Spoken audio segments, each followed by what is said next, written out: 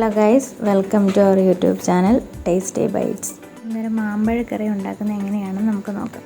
അതിനായി നന്നായി പഴുത്ത മാങ്ങ എടുത്ത് നന്നായി കഴുകി മാങ്ങയുടെ തൊലി പൊളിച്ച് നമുക്ക് ചട്ടിയിലേക്ക് ഇടാം.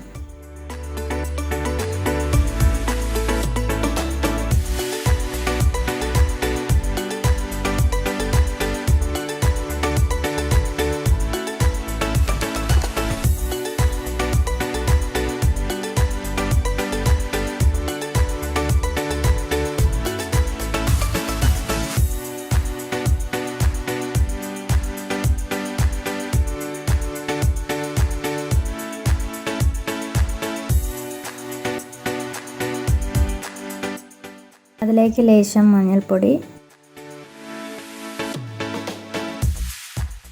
ആവശ്യത്തിന് മുളക് പൊടി,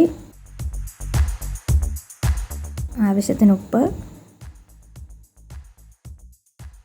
ആവശ്യത്തിന് കറിവേപ്പിലയും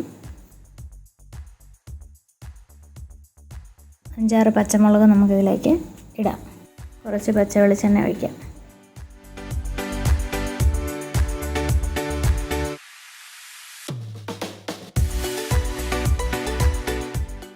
ഇനി നമുക്കൊരു തേങ്ങ പൊട്ടിച്ച് അതിനെ ഒന്ന് ചിരകിയെടുക്കാം.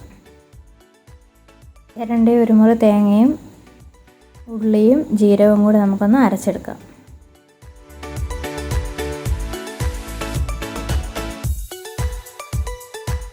മാങ്ങ വെന്തതിൻ്റെ ഒരു മണം വരുന്ന സമയത്ത് നമുക്ക് ആ അരച്ച തേങ്ങ അതിലേക്കൊന്ന് ചേർത്ത് കൊടുക്കാം.